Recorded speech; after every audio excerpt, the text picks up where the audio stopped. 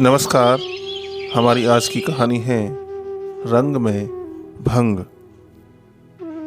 एक बार जंगल में पक्षियों की आम सभा हुई।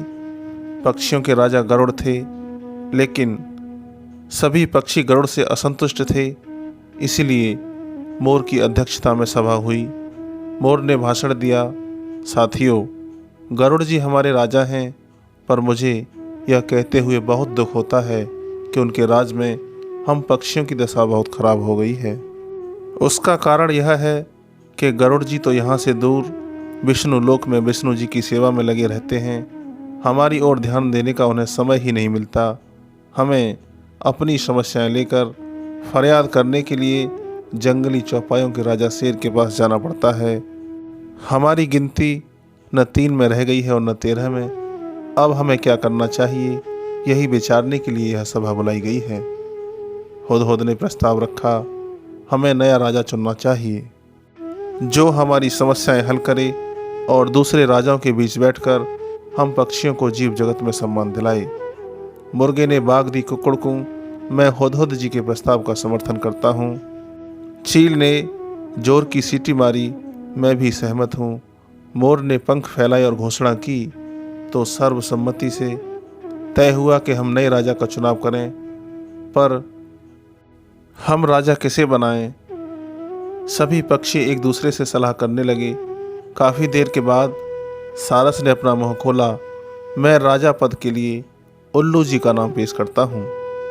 वे बुद्धिमान हैं, उनकी आंखें तेजस्वी हैं, स्वभाव अति गंभीर है, ठीक वैसा जैसे राजा को शोभा देता है। हार्नबिल ने सहमति में सिर हिलाते हुए कहा, सारस जी का सुझाव बहुत दूरदर्शितापूर्ण है। यह तो सब जानते हैं कि उल्लू जी लक्ष्मी देवी की सवारी हैं। उल्लू हमारे राजा बन गए तो हमारी गरीबी दूर हो जाएगी। लक्ष्मी जी का नाम सुनते ही सब पर जादू सा प्रभाव हुआ। सभी पक्षी उल्लू को राजा बनाने पर राजी हो गए। मोर बोला, ठीक है, मैं उल्लू जी से प्रार्थना करता हूँ कि वे कुछ शब्द बोलें। उल्लू ने घुघुआते हुए कहा, भाइयों, आपने राजा पद पर मुझे बिठाने का निर्णय जो किया है उससे मैं गदगद हो गया हूँ।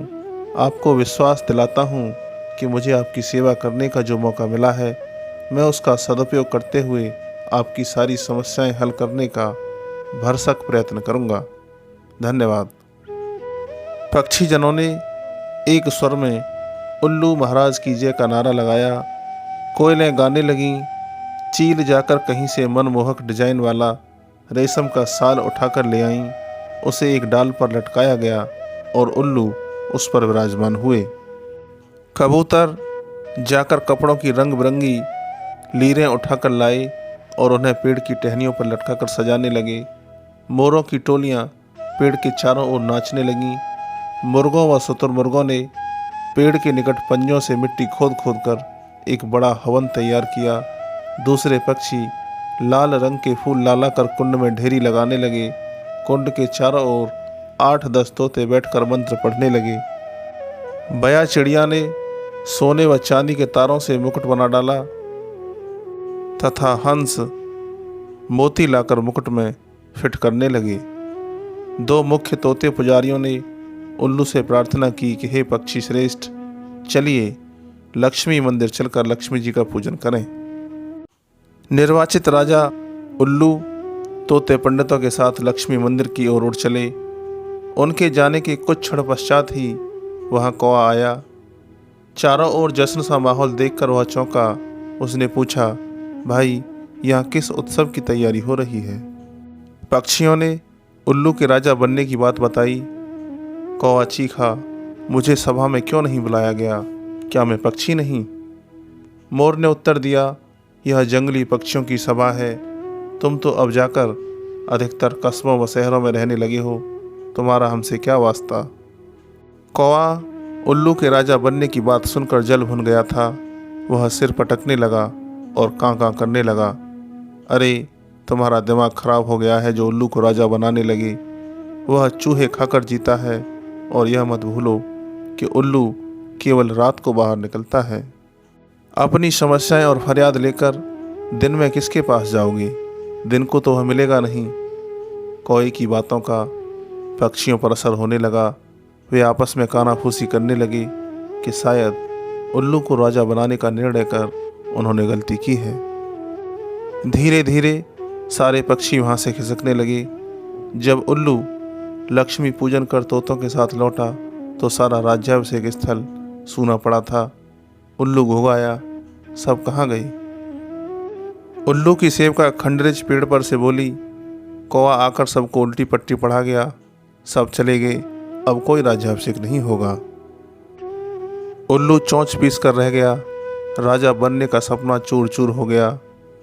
तब से उल्लू कौवा का बैरी बन गया और देखते ही उस पर झपटता है। इस कहानी से हमें यह सीख मिलती है कि कई लोगों में दूसरों के रंग में भंग डालने की आदत होती है और अपनी इस आदत के कारण वे उम्र भर की दुश्मनी मोल ले लेते हैं। इसलिए हमें ऐसा नहीं करना चाहिए। प्यारे श्रोताओं, अगर आपको हमारी यह कहानी पसंद आई हो तो इसे लाइक कीजिए, शेयर कीजिए और हमारे चैनल को सब्सक्राइब जरूर कीजिए।